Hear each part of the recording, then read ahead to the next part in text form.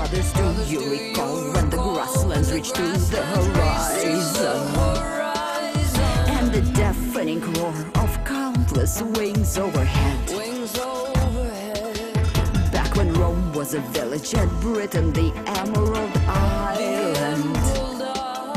Before we gave up on our future and buried our dead. All right, guys, so I guess we're going to go ahead and start. This is our episode number 25, believe it or not. And we are, by popular demand, doing the Phoenicians today, which is a culture that is highly underappreciated, oftentimes misrepresented, in large thanks to the Romans. Mostly Romans, though, because of their ongoing Punic Wars. And so there's a lot of misrepresentation about the Phoenicians, even all the way to the modern days. Before we start, as always, I want to send out, thanks to Marvine. He is a great help in preparing for these and a great source of information. I also want to say, guys, if you like what we're doing, please like our videos. If you dislike it, dislike our videos. If you have something to comment, make a comment. I try to respond to all of them as much as I can. And last little note, I got zero sleep last night. So if I'm kind of a little bit wooey today, I apologize in advance. But I'm going to try to get through this material in a upbeat sort of way. So we're going to go ahead and start with the Phoenicians.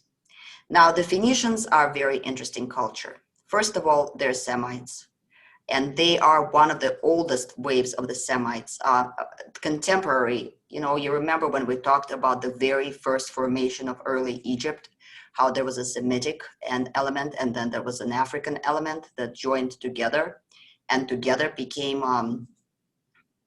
what later became the nation of Egypt.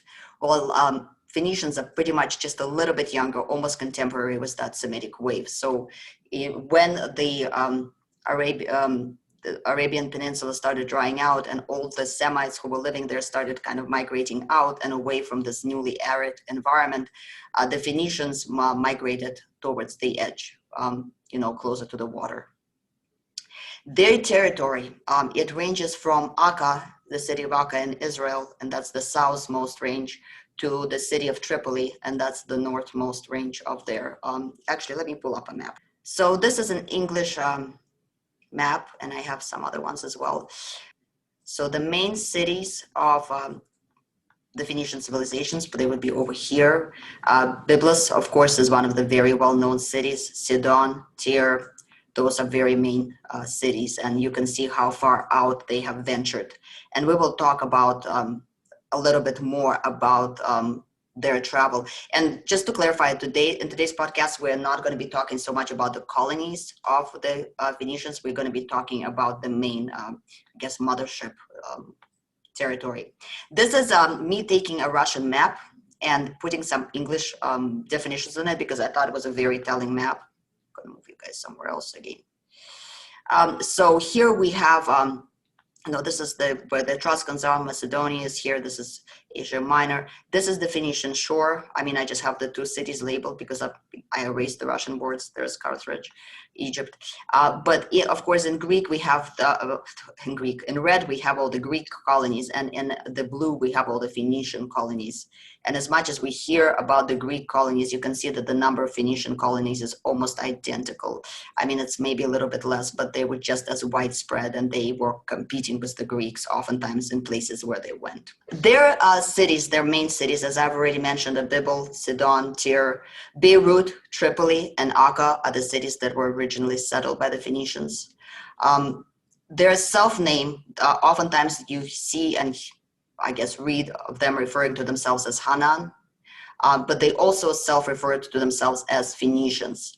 The Romans referred to these people for some reason as Punes, which is where we get our Punic Wars. And so that term, if you ever wondered why is it, the war with Carthage is called Punic Wars, it's because they refer to the Phoenicians as Punes. What does the word Phoenician mean? Okay, so purple is the original word for the color red in that migrated to be mean purple in English language. In Russian, the same rich red, kingly kind of Santa Claus, bright red, almost burgundy color is purpur, which is very similar to purple. There was originally a guess that the word Phoenicians might have originated from that word purpur. But nowadays it's more likely than not that the name of the color originated from the name of the people. It is most likely that actually the name Phoenicians originated from an Egyptian term, which was Foyenabu, which meant a ship maker, which would make sense because these people were known for their ability to traverse the seas. They were the first people to discover that red dye that became the most precious commodity, not only in the ancient, but also in medieval times, that really rich royal purple color by opening up the mollusks and extracting very stinky dye out of the mollusks. Their cities already existed as far back as 3000 BC. By 2000 BC, they were already a great power. But at the start of their history, they were pretty average fishing settlements. About 1000 BC was when the climate was cooling down and the Israel became very fertile, that land of milk and honey, and Phoenicia was really blooming. Phoenicians lived by the gifts of sea. I mean, their diet was completely based on fish and sea products. They did all kinds of things with seaweeds. They ate every kind of sea creature they could get their hands on. And most likely that's how they came to discover that purple color, by trying to eat various random shells and finding that one of them is very, very stainful. For the first couple thousands of years, they were fairly average people. But somewhere towards the end of beginning of 2000 BC, they invented the very first that we know of seaworthy ships. And only other time that this invention was made in human history, again, that we know of, was by the Vikings, much, much later on. And their main innovations were, first of all, a keel. Before them, of course, the Egyptians were already sort of kind of not so much sailing as kind of bobbling along the shores of, they preferred to stay on the Nile and they didn't really like to go out in the open ocean, but it's because Egyptian ships were really flat on the bottom. They were very wide and they were mostly made of papyrus. Also, on the Egyptian ships, the mast was kind of stuck on top of the ship itself, which made it terribly, terribly unsteady. So the Phoenicians, they invented the keel. Another thing that they invented was a truly reliable mast. Their mast went all the way through the ship and attached to the keel at the bottom. And something that facilitated their ability to invent this was nature. They had the very famous Lebanese cypress trees, which were fantastic for ship making. They practically did not rot. They were extremely heavy, very large. This was their wealth. This was their point of export. This was their pride and joy. And I think just like with the Vikings, the access to those ancient woods, the access to the Lebanese cypress was what allowed the Phoenicians to build their ships, to invent all their things. The third invention that they made was the ability to turn the rotating sail and the angled sail, which allowed them to catch the wind and everybody else had stationary square sails. The Phoenicians came up with a way to catch the wind, and that made them much more effective at seagoers. And the last major invention that they had is that the overlapping like fish scales boards of their ships, which of course improved the water permeability of the ship, but it allowed it to float better. And because the tree material was so heavy already, their boats sat pretty solidly in the water. Now, of course, their invention did not go unnoticed. Immediately, people around them picked that up. Their main competitors, first of all, were the Minoans, which when they encountered the first Phoenician ships and they saw these wonderful innovations, they immediately took them on. And later on, the Greeks also took these innovations from the Phoenicians. I'm going to stop and see if anybody has any comments or thoughts. Yeah, so did that lead to conflict with the Minoans? Yep. And in Crete? We will get to that, but the Minoans, they immediately went to war, and from what we can tell, there were pretty serious wars. It was they traded some, but they mostly just were at each other's throats. With the Greeks, especially the early Greeks, the Achaean Greeks, it seems like they had almost a gentleman's agreement to where they did sea battles. In other words, if you met an enemy ship out on the open waves, it was up for grabs, but they didn't really attack each other's cities, didn't sack cities, didn't burn them down. So you would oftentimes have a situation where merchants would, either Greek merchants or Phoenician merchants would be passing by another ship. They would commit an act of piracy, and then smugly looking would show up at the port of the same Greek city to sell them back their own goods, that sort of thing. The Phoenicians never formed a single state. Each city had its own king. All of them cooperated with each other. It was kind of very similar to the Ganza union, to the Ganza trade union. What's the proper term for it? For what? Ganza? Does anybody know what I'm talking about? Much later, Middle Ages? Hansa? Ganza? Basically, it was a loose trading corporation of free cities. That's what it was. They facilitated, they had a complex series of merchant unions and trade agreements between them and alliances that were based on shared monopolies, trade monopolies. So, but they always worked with each other. The different cities always cooperated. That we don't know of any major war between the cities. We know of minor skirmishes and conflicts, but we don't really know of any serious war. So it seems like Phoenicians were able to use their mercantile interests to unite them and drive them towards a common goal. And this kind of separation between them, even though like the Greek city-states, they were separate, but unlike the Greek city-states, they didn't really go to war with each other. And what this did is facilitate healthy, basically capitalist type of competition. And it allowed the entire culture to thrive. Drove progress forward because they were always competing against each other, but not in a hostile manner, which was very helpful. Instead of organizing their own state, instead of uniting into their own state, what they did is they lived in symbiosis with other great powers, other great states that appeared around them. And the very first one of those, of course, was Egypt. And that lasted for the entire history of free Egypt, one way or another, even when Egypt became a part of the Persian Empire. Even when Egypt was enemies with Assyria and Phoenicians were conquered by the Assyrians, nonetheless, Phoenicians persistently, consistently, insistently continued their very friendly relations and their trade with Egypt. They also were very excited to partner up with Persians once they figured out that Persians were not basically the Assyrians. And they served as their fleet, just like they did in all the other states.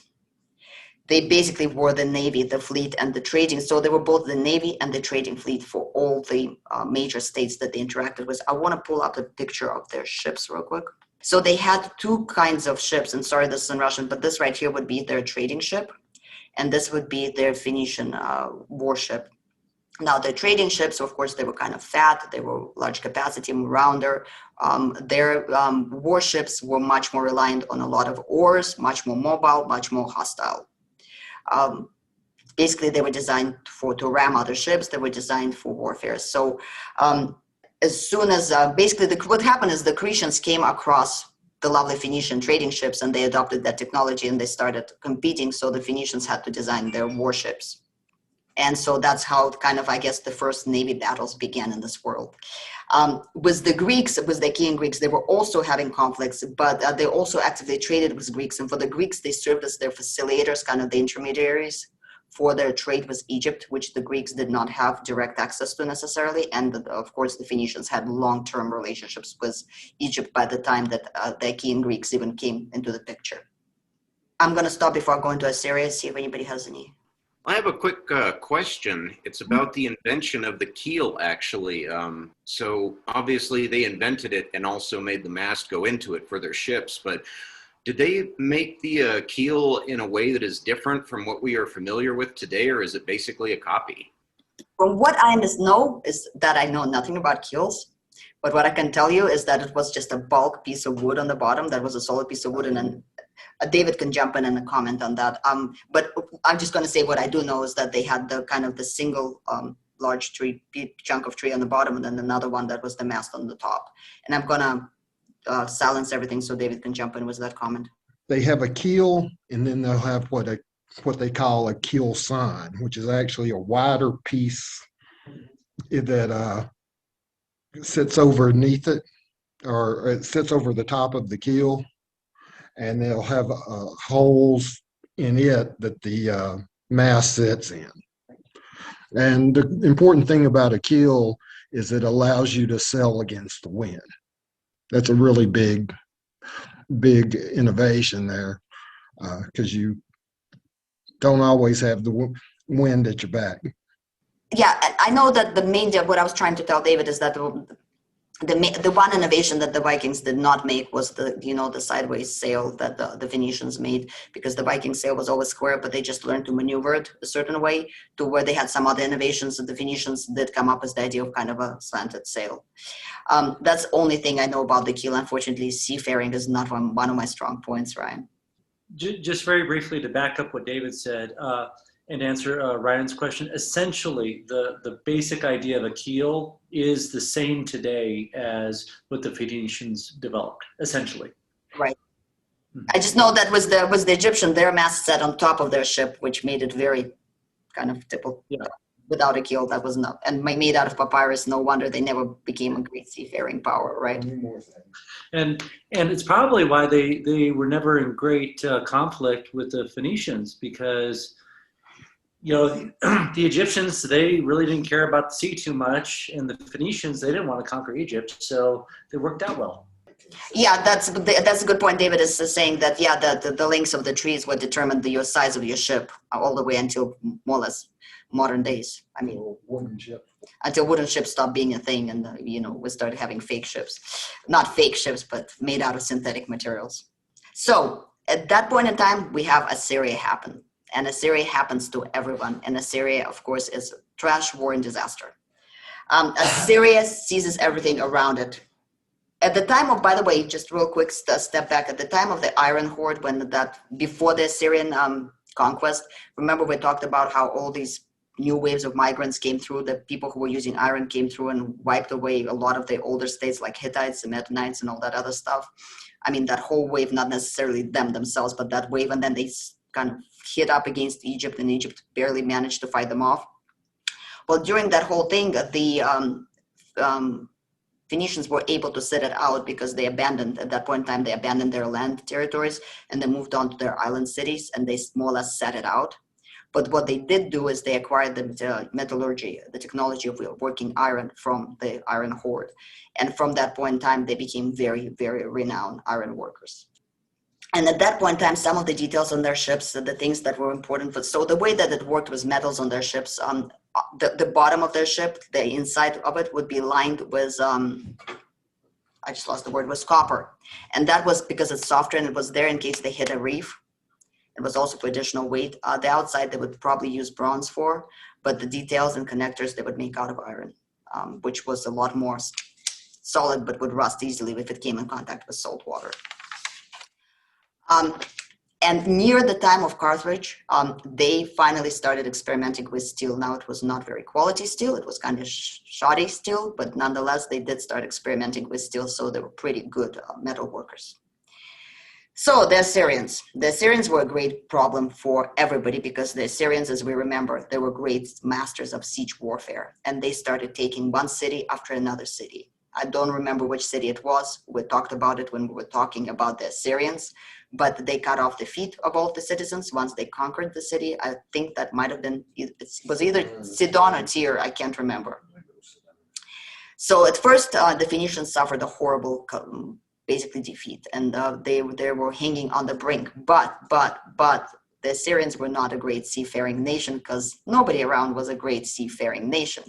And the Phoenicians had a fleet, and the Assyrians needed ships. And so next thing we know is that the Phoenician seafaring talent saved them from what most people suffered under the Assyrian rule, and that is deportation, relocation, repatriation.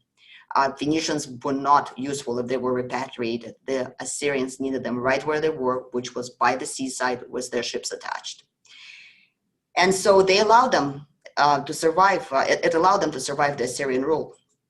And the Assyrian ships, when we see the images of Assyrian ships, they have more or less Phoenician designs on them. I mean, most of the Assyrian fleet really was Phoenician fleet. But One thing that the Phoenicians did not do is they did not follow the economic blockade that Assyria was instituting against Egypt at one point in time. They continued to keep good relations with Egypt, pretty tight long-term friendship even, I would say. And when all the nations rose up in revolt to overthrow Assyria, it was the Phoenician ships that quickly transported the fleet from Egypt, the armies from Egypt to the land where the war was taking place. So they kind of hit Assyria in the back. So that close friendship continued throughout history. I think I already mentioned it. So about this point in time, we have the golden age of Phoenicia coming, because at this point in time, they have a brief-ish cooperation with Israel, because they're both Semitic peoples. And King Solomon, Solomon the Wise, he had a very open policy. He wanted to create a united economic zone, I guess, between all the Semitic people. And for a while, the trading zone between the Phoenicians and the Israelis was, the Jews was really, really, well, I don't even know what to call them. The Semitic peoples at the time who were following the religions similar to later Judaism, because there was two states. There was Israel, and then there was Jerusalem state. It was kind of, we will talk about that part of the world later on. Anyway, they had very close collaboration. For a while, Solomon even opened up the worship of certain other deities on the territories of modern-day Israel, until a horrible tragedy struck. And that's something that I don't want to go into right now. It was a horrible religious uprising, with a lot of bloodshed and slaughter, after which the Phoenicians cut off all ties with Israel and stopped collaborating with them altogether, or cooperating. And then, of course, after the Israel stint, Persia happened. And at first, of course, the Phoenicians saw them as yet another wave of Assyrians, but very quickly they realized the Persians were nothing like the Assyrians. And when Darius gave them great trading preferences, because just like the Assyrians before them, just like everybody else, the Persians were not great seafaring people. They needed a fleet, they needed a merchant fleet and a military fleet. And so the Phoenicians pretty much got the monopoly, aside from the Greek city-states, which we will talk about a little bit later. And I'm talking about the Persian kind of the side that nowadays is Turkey, Greek city-states that were part of the Persian Empire. I'm not talking about our, Athens and so Sparta. I'm talking about the collaborator Greek city-states. But anyway, other than the Greeks, which were not very numerous comparing to the Phoenicians and did not have quite as widespread of a network, though they probably were as good at seafaring as the Phoenicians more or less had the monopoly, and they were merchants. Greeks were kind of merchants, they were kind of adventurers, they were kind of warriors. The Phoenicians were really geared towards trade. And so what we had is this giant economic space now, all the way from the Scythian steppes to Egypt, and especially when Egypt also got sort of acquired and made a part of the Persian Empire, that the Phoenicians were very pleased with that, because they could continue their trade. It all became one shared economic zone with basically no borders, very little tariffs, and they had almost complete monopoly on that trade. But what we need to keep in mind is the Phoenicians did not live in land. We've talked, I think Nathan, you already mentioned it. The Phoenicians their life was at the seaside. On the sea, on the waves. They were not interested in conquering any mainland. The Persians were great conquerors on land. They were not particularly excited about the sea. And they were the basis of the Persian sea might. But of course, there was that idea of competition with the Greeks, who were pretty good sea fighters and pretty good sea merchants as well. Well, what the Phoenicians and the Greeks did is they mostly intermarried. Towards the end of the Persian Empire, there was because they had a lot of things in common, and so you have stories of this great Greek queen of the city marrying a Phoenician captain, vice versa. They had a lot of things in common. They fairly quickly became intermixed and had very little conflict that way, as far as we know of. Well, and this joy and ideal situation continued on to Roman and throughout Roman times. Alexander the Great, when he conquered Persia, did not touch the Phoenicians for the exact same reasons, needed fleet. Seleucids did not touch it. Parthia did not touch it. They didn't change anything. The Phoenician merchants were still wanted. Their fleet was still useful. I'm kind of trying to jump. Yeah, Alexander did sack some of the cities. He took them, but nonetheless, he kept the Phoenicians for the same reason everybody else kept them. He needed basically a seagoing for fleet. And so everything was going good until Rome conquered parts of those territories and drove what was left of the Persian Empire further inland, and the Phoenician cities became cut off from their Persian contacts. Romans did not look favorably on the Phoenicians at all because they had the huge big war with Carthage, which we're going to talk about it. They were very hostile towards people of Carthage, and by default that got transferred onto all the other Phoenician people. So Rome started not giving, plus Rome had their own Romanized Greeks who were the basis of the Roman Semite, really. And so the Phoenician city-states started slowly declining. They still existed, but they, of course, were not as rich. They were not as big in trade. They were not as wealthy, and they definitely did not have the same preferences as they used to have. And of course, the end of them was, of course, when the Arabs came and they finished them off. And they are how do you say it? Arabized the population and Islamized the population. So the people who live today, for example, in Lebanese people, who live around the area of former Phoenician main Phoenician city-states and their main settlements, they're still technically genetically possibly Phoenician, but they have been integrated into the Arabian world, basically Islamic world. Well, yeah. Speaking of, my question was about their geography, and did they? How far up into the Black Sea did they get? To build that many ships requires a lot of trees and a lot of wood. Yeah, let me show. Well, they didn't. They kind of used their own resources. The Black Sea was really the Greek domain. Let me pull up my share screen again, because I showed earlier. You just missed it, the map here. So this is basically roughly whereabouts they went. I mean, this is a basic map. Crimea and the Black Sea was really the domain of the Greeks. And it was actually later, towards the point in time when there was a decline of the Phoenician. I wish we still had that map up. Just north of the Mediterranean coastline, as far east as you go, where is Israel and Lebanon are now. If it kind of curves out to go around to the Black Sea, where it curves out there, and where Asia Minor kind of sticks out, that was probably still a lot of for Neo-Hittite Lithuanian And Caucasian. Yeah, were probably there. The Greeks were pretty much, especially the north coast of the Black Sea, were most of their colonies. Okay, did that help with your question, Nathan? Did that map help a little bit? So regarding the geography, I just wanted to say, so we're not talking about the colonies. So the Phoenicians were all across the Mediterranean Sea. They had Sicily. They reached, of course, Attica, Spain. They made it to Britain regularly and delivered lead from it. And Phoenicians, there was a Phoenician-Egyptian project. It was done by the Phoenicians. It was actually financed by an Egyptian pharaoh. That was their venture into the Atlantic Ocean when they, and it was around 7 to 6 BC, 6th century BC, when they circled Africa through the Gibraltar. Help me pronounce it, people. I'm having a brain freeze today. Gibraltar. To the Red Sea, and then there was an Egyptian pharaonic channel dug in place where Suez Channel is today, and so they circled back that way. And this feat will not be repeated again until it was actually achieved by Vasco da Gama much later in the era of great geographic discoveries.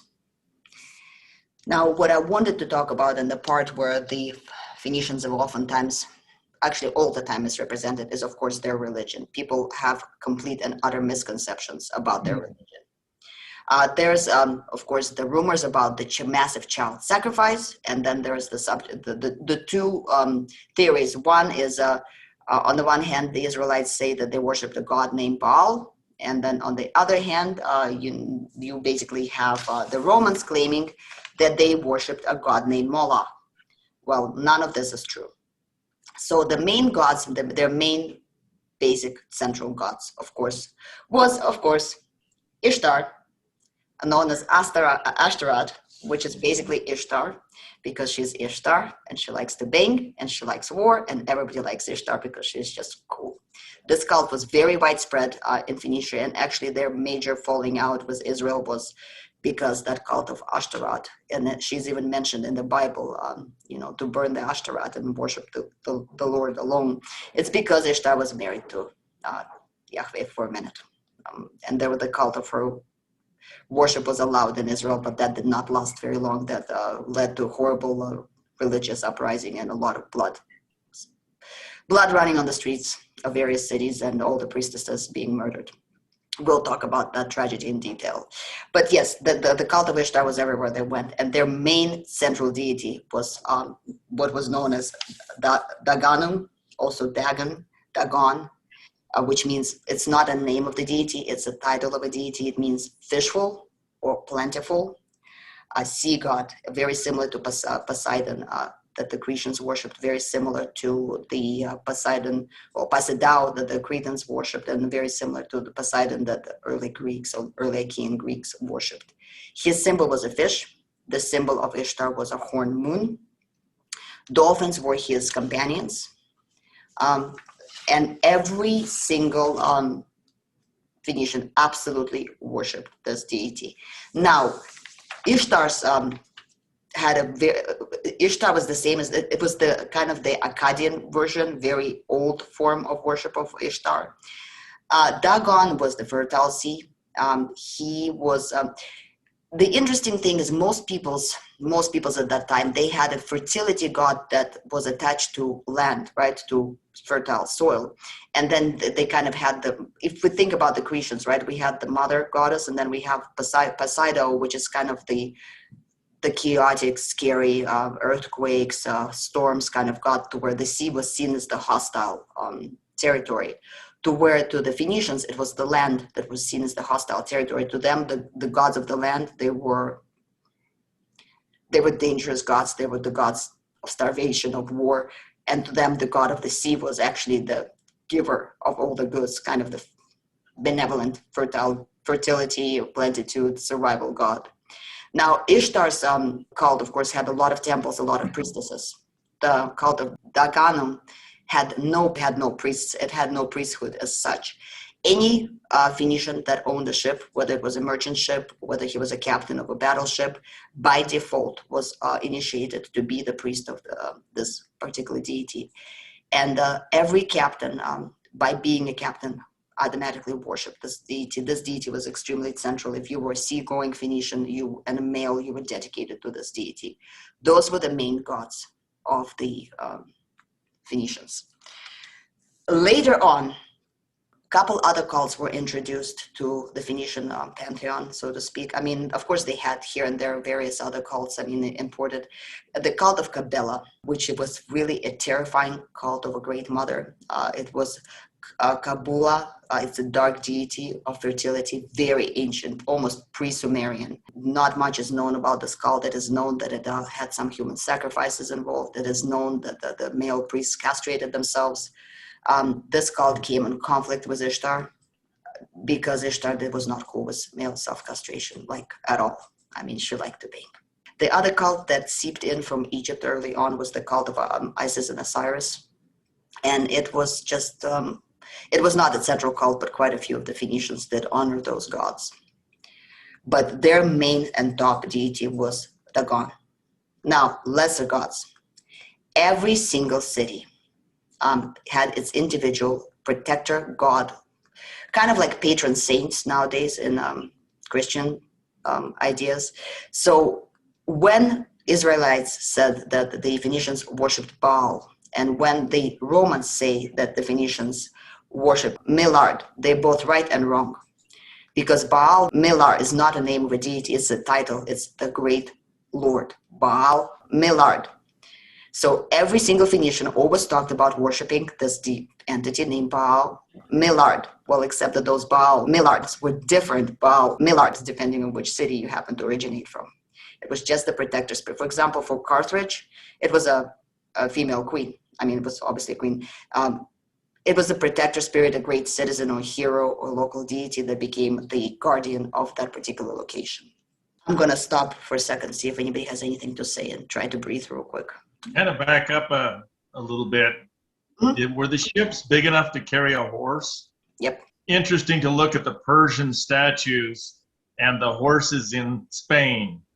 And they look so much similar that you're like, they don't look like a German horse or an English horse at all. It's like you can pretty well see that they have probably put that horse on a ship and sent it across sometime a long time ago. I don't have the exact measurements of the ship, but from what I understand, they were quite large. I mean, if they managed to ferry the entire Egyptian army over to fight Assyria, I mean, that's pretty good, sizable ship. And their battleships moved mostly on oars there, to where their merchant ships were a little bit kind of fatter, more stable. But I'm sure they found ways to transport cavalry. They had to, being a part of Persia. Yeah, David wants to jump in on that. When Darius invaded Greece at the Battle of Marathon, if I remember, they transferred about 6,000 cavalry by sea. But anyway, yes, they could move cavalry. If I remember correctly, I'm pretty sure that Darius actually did build the pontoon bridge, at least partially, part of the way, because I need to go over that battle, but just from the top of my head, what I remember, they didn't, because the Greeks were fighting the Greeks mainly. The Phoenicians were not the primary forces in that particular battle, if I remember right. It was the Persian Greek city-states against the Greek city-states, if that makes sense. But I think that just the sheer volume of the armies that they were trying to transport would have there's not enough ships in the world, I think, to move those kinds of numbers. So I'm pretty sure that they did build some sort of a floating bridge. I'll double check that fact. The second one was a lot bigger than the first. Both times, I think I'm pretty sure that was it. Because I know that when they went to invade the Scythians, they were already building bridges, floating bridges at that time. So that was pretty early on. Dodona, by the way, was the name of the Baal Millard Carthage. Dodona was, of course, its founding queen. And I want to do a separate story on her biography because it's one outstanding lady. Moloch is a separate statement. Moloch is actually a name, and that's where confusion happens. There's no deity named Moloch. Moloch is a name of a specific sacrificial ritual of burial. And this is where the idea of sacrificing babies comes from. It comes from two different misconceptions. First of all, in all Semitic religions, very, very early on, there's a specific ritual where a very young child, usually the firstborn, and if you remember, when you look back to the Old Testament, you see that same story actually told there, where the firstborn son is ritually offered as a sacrifice to the god. This does not mean the child is sacrificed. It means that there's a ritual imitating a sacrifice where a child is usually replaced on the altar by a sheep or goat. And therefore, the child is tied directly to the deity. It's a very ancient Semitic ritual. And yes, they did practice that ritual, but they were not slaughtering their children. Yeah, Abraham. The story of Abraham is basically an echo of the same ritual in the Bible. The other thing that they were, again, happens in all Semitic religions is there is usually an initiation ritual that a male child undergoes, well, any child undergoes around the age of 2 or around there, that separates the time from when the child is an it to a time when a child is considered to be a person. In other words, for example, it's a circumcision in Judaism. For the Phoenicians, it was walking the child past certainly lit kind of ceremonial fires. Once you commit this ritual, once you put the child through this ritual, the child is considered to be a living being, a human being. The child is given a name. Up until that point in time, the child has no name. And so if a child dies from the point in time of having been initiated, then it's buried like any other adult is. Now, the burial practices the Phoenicians had, they both practiced, burying in the ground, and they also practiced burying at sea. Sea captains were oftentimes buried at sea, and they would just build memorial kind of steles, well, not steles, but memorial kind of special things on land, but the body would be sent off to the sea. People who were not directly tied to the sea, people who lived in the city, women, children, so on and so forth, were oftentimes buried in special cemeteries. But if a person died a especially bad death, an unclean, ritually unclean death, for example, if they were horribly poisoned, if they died of some horrible disease, and if a child died before the time when the child undergone the initiation, then they had to do a special ritual. And that's the ritual where they had to take the body of the person and they had to cremate the body, partially cremated, not fully, in a specially made stone kind of baking oven, crematorium, whatever you want to call it. Take those bones out and then bury them at a special ritual cemetery that was dedicated to the unclean. Because if you did not do this ritual, then the spirit of this person would remain on this earth and continue to haunt and damage the living people. And so any baby that was stillborn, any miscarriage, any child who died before they passed through the initiation always underwent that ritual, and there were whole cemeteries with just babies buried there. This is not because these evil and awful people were sacrificing their babies. Now, keep in mind, of course, all these cultures, including the Romans, with their gladiator games, were sacrificing humans. I mean, it was just a part of life. But there was not a particular focus on sacrificing infants in any of these Phoenician cities. When Romans sacked and destroyed Carthage, and when they found those cemeteries full of baby bones, rows of baby bones, and of course, Roman propaganda machine kicking in to kind of to darken to justify basically their own destruction of the city. Of course, they pushed forward the propaganda that these people were killing their children in droves. That was not true. So in that sense, to this day, even scientists sometimes will talk about such things as child sacrifices among the Phoenicians. The Phoenicians did not practice child sacrifice any more than anybody else in their time and age. Gonna stop for a second, see if anybody has anything to say. I did have one quick question. It's actually about their culinary practices, because they were obviously fairly skilled at working with metal as well as wood. Did they have any great advancements in terms of, cookware and that type of thing? Fish, and more fish, and then seafood, and then fish, and then seaweeds, and more fish, and mostly fish. I mean, I'm actually going to get a little bit to their culture. They were known for their glass production. For a while, it was believed that they were the first. I was going to show you some pictures. For a long time, it was believed that they were the first ones to invent glass production, but now it's believed that that's probably not the case. So these are some of the examples of their glass items that they were very well known for. So this is from a book, idea of how their trading villages, they were known for being traders, really. Being merchants was their biggest thing. Very markets, those signature sales that you see. Of course, these are artist representatives. These are from fairly old books, illustrations. But these were people, by the way, as far as how they dressed, they wore kind of loose robes and loose kind of tunics, like most people in their time, but they liked floral designs. Women liked very finely decorated kind of handkerchiefs, kind of scarves on their heads. This is what's left of one of the cities today. I believe this is Byblos. This is coins. They were not the first ones to make coins. They probably borrowed that tradition from Babylon, but they did make coins. And this is a depiction of their ship as it looked.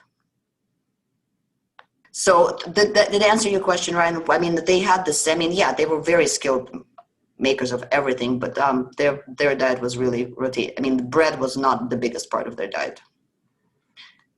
So there was no real need for them to worry about a lot of cooking ware that, we use now in the more modern age. They just found a way to cook and make fish, safe to eat. Oh, I'm sure that they used a lot of cookware. I mean, they were merchants. They came across every innovation. Plus, was their mobility, just like with the Scythians, because, using the sea as their routes of transportation, they connected all these different cultures. So I'm sure that any innovation that popped up on the market, they were the first to notice and come in contact with. Lots of amphora. Yeah, a lot of amphora, of course, is the same. I mean, I'm sure that anything that Greeks invented, anything that Egyptians invented, anything that anybody in Israel invented, anybody at all, anywhere. Etruscans, I didn't mention Etruscans, but the Etruscans competed very heavily with the Phoenicians for colonies for a period of time also, when the Etruscans were at their height. But yeah, they definitely had all kinds of cooking ware. Well, I didn't think about it like that, but that's a very good point, because they had an interaction with a lot of innovation. Right. So the final thing that I want to talk about is the alphabet. The Phoenician alphabet is a unique thing. To the best of our knowledge, there's no other example of such an alphabet as the Phoenician alphabet. And their invention, of course, there were already hieroglyphs in China, there were hieroglyphs in Egypt, obviously, other places. Most likely the cuneiform started originally as sort of, not hieroglyphic, but symbolic type of writing. So hieroglyphics is when your image depicts a whole concept within itself. So words are sometimes made up of two concepts, but it's pictograph. All the other forms of writing, and even the second form of the Egyptian writing was a syllabic writing, where a symbol represents a whole syllable. So nye, pe, te, and ba, na, it would be just a couple symbols. What the Phoenicians invented was one letter, one symbol. Originally, like in a lot of there's other Semitic languages, they were only representing the consonants. But later on, they also developed symbols for vowels. Originally, instead of symbols for vowels, there were markings that went along with the consonants to indicate which kind of vowels should be used. But the Phoenician, and I'm going to pull up a picture of a little bit of the Phoenician. The Phoenician alphabet is the basis for every modern alphabet, from our alphabet that we use today to Latin to Greek. Pretty much the only other potential candidate, and that's very debatable, but the only other potential candidate for developing that kind of a symbolic system is the runes, and not the traditional runes. I'm talking about the Turic runes, but those came much, much later, and there's great debate on how they were to be interpreted. But everybody borrowed this concept from, so for example, this is a letter G, the Russian letter G, G. This is letter D, this is K, this is letter M, which means water, and this is letter R. And you can see, because the Russian alphabet is very much built on the basis of the Greek alphabet, and the Greek alphabet is built directly from the Phoenician alphabet. For example, so this letter G actually represents a camel, this represents a house or a door, this represents a hand, this is water, this is a head, this is one of the interpretation. There was a total of 22 consonants in their alphabet originally, but that got improved on. So probably the greatest single contribution the Phoenicians made to human history, because such an invention is not known anywhere else in the world that we're aware of. And all of us today in the Western world, we use the Phoenician invention, and the Greeks use it, the Romans use it, everybody uses it. So the Phoenicians contributed enormously to progress of humanity. They were interesting people. They served where the Scythians served as kind of the facilitators of interconnections in the steppes on the dry land. The Phoenicians served as the same sort of facilitators on the sea waves. They taught the rest of, at least European, African and European humanity, how to sail, how to go out into the open sea, how to weather storms, because no other ships could weather storms. And they gave that mobility to humans, and they also gave this way of writing down language in a way that was much easier, much more flexible, and much more versatile. And that got adopted by majority of the Western civilization. And I think that's pretty much, and Hebrew is also based on, of course, the Phoenician invention of alphabet, all of those. And of course, later on the Arabic, all of that stuff was based on their invention as well. And I think that's everything I wanted to say about these guys. And we're dead on time.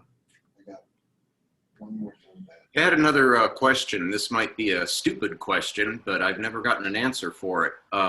In English, the word phonetical, does that come from the Phoenicians?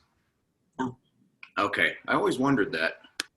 There's a weird thing, I'd have to look it up. There's a weird linguistic thing, because PH and F is the same sound. But because English language is such a weird language, and it's kind of combination of Germanic, Latin, some Greek, and just some Saxon, a lot of different languages intermixed, and more Germanic, all kinds of stuff. But there's duplicates in English language of a lot of sounds and a lot of word forms. I can't think of an example right now. I'll look it up for the next time. But the PH and F is the same thing. So anything you guys spell was a PH, in Russian is spelled with just the letter F. So in Greek, it would also be just the letter F. So I think PH is a weird Germanic pronunciation. It's a way that Germanic peoples were trying to pronounce Greek words, I think, in a lot of cases.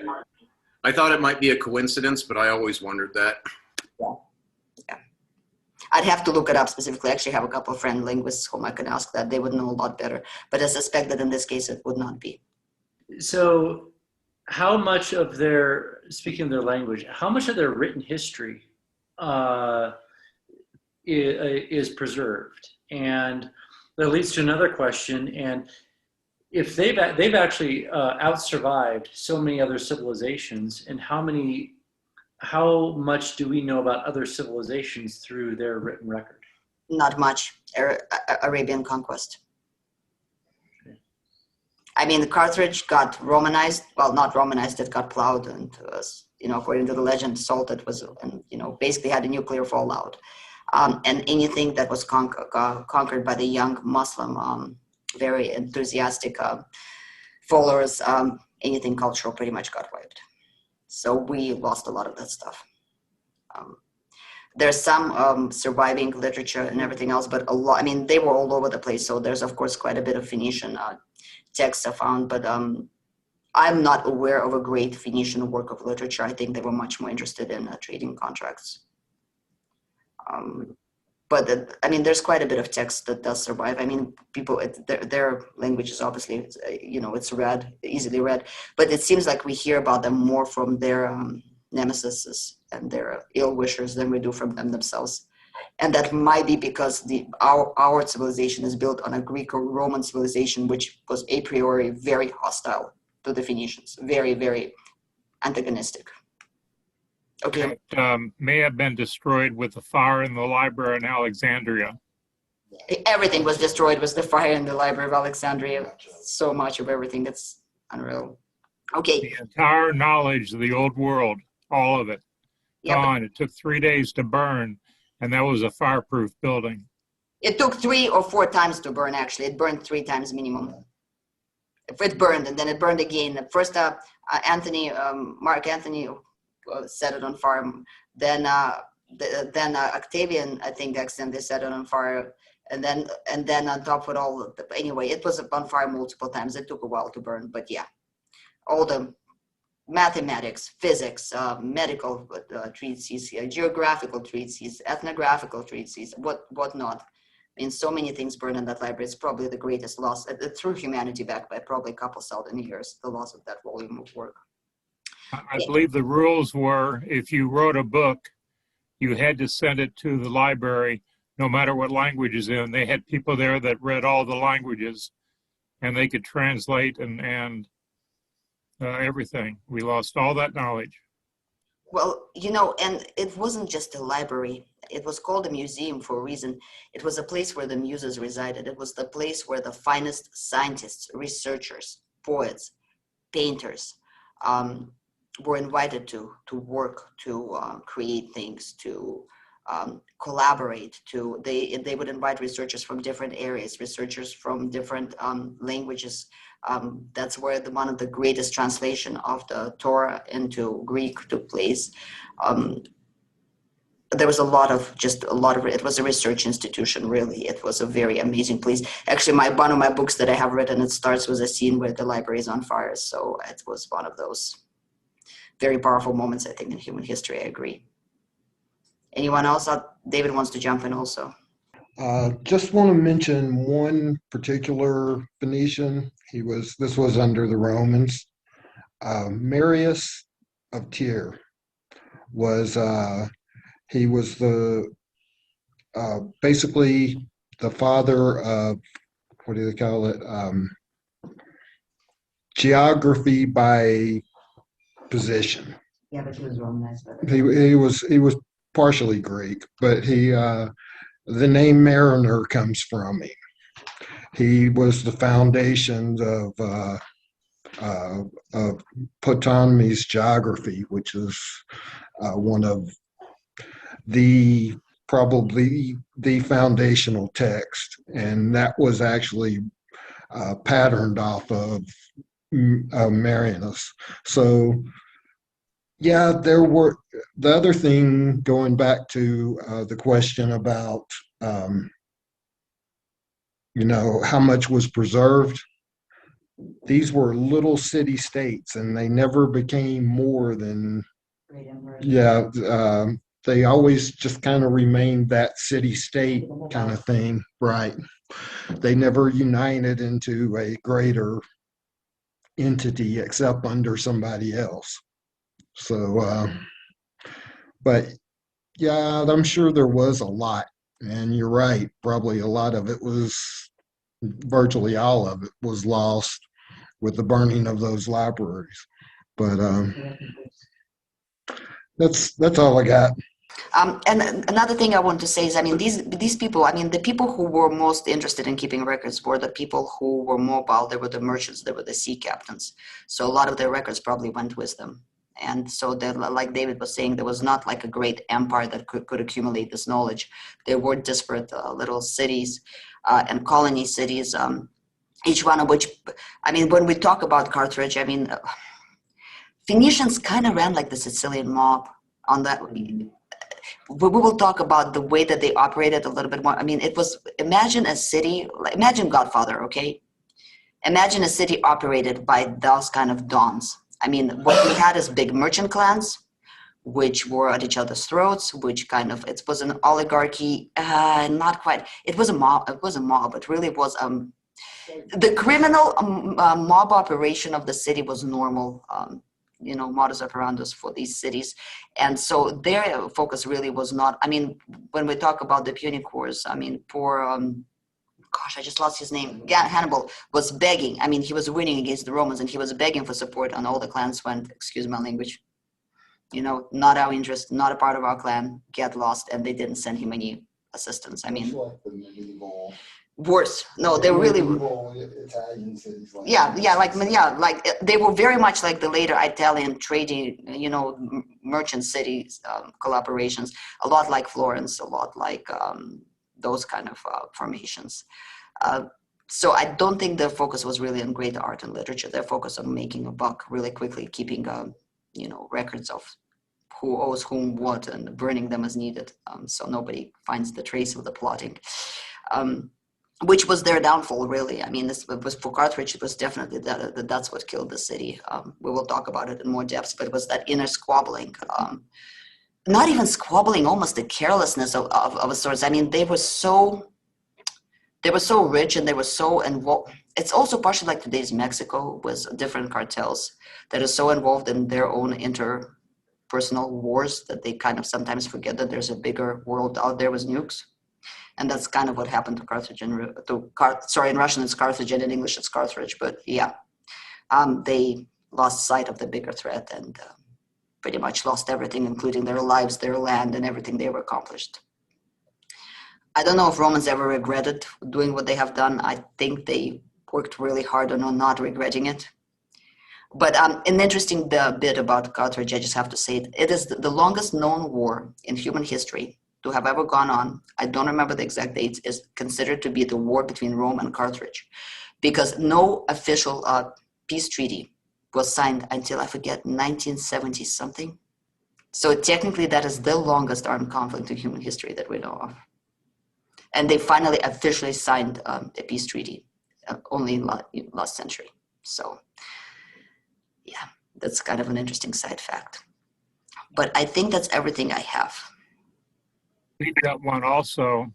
The Seminole Indians down in Florida have never signed a treaty with.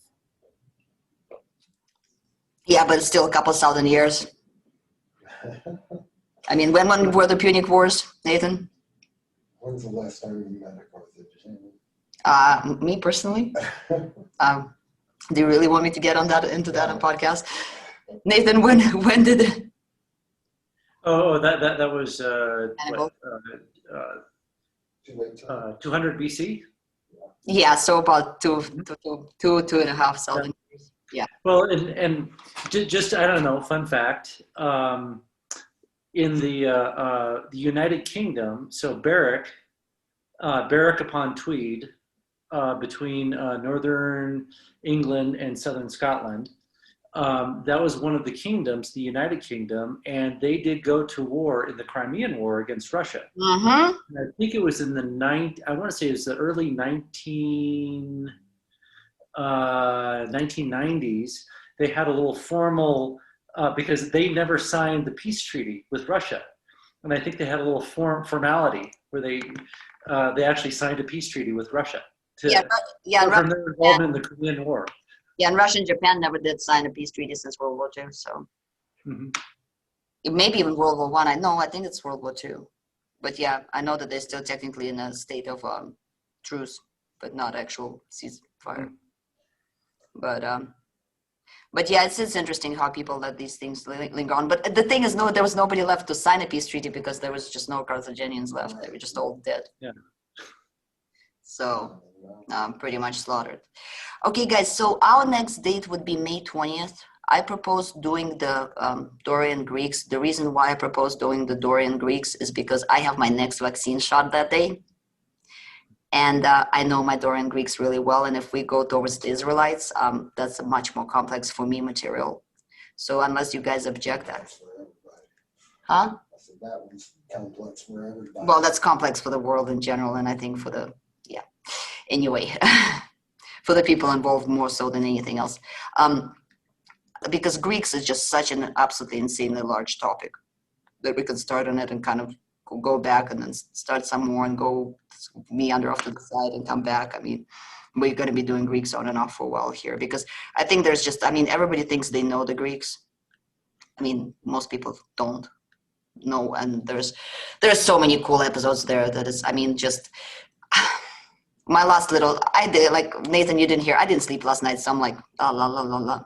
But with all the advancements that are made today about promoting various forms of human love and interaction and equality as far as alter people with various sexual orientations. I think the greatest ever homosexual love story and of glory, victory, and absolute just woohoo. I still don't know why that's not been made into a huge Hollywood movie. I mean, there's so much to talk about. Yeah, I mean, there's so much to talk about with the Greeks. It's unreal. I mean, 300 ain't nothing comparing to all the other stuff. But so I will let you guys know if I'm alive on the 20th. I think that the side effects don't kick in until the next day. I do intend to wear my Medusa costume. Yeah, because I made it for a reason and I'm going to wear it one more time, damn it. Yeah, I think that's everything. Does that work for everyone? Works for me. Yes. Hey, and I just want to say thank you, everyone, for being a part of this. I mean, your support is absolutely invaluable. It's awesome.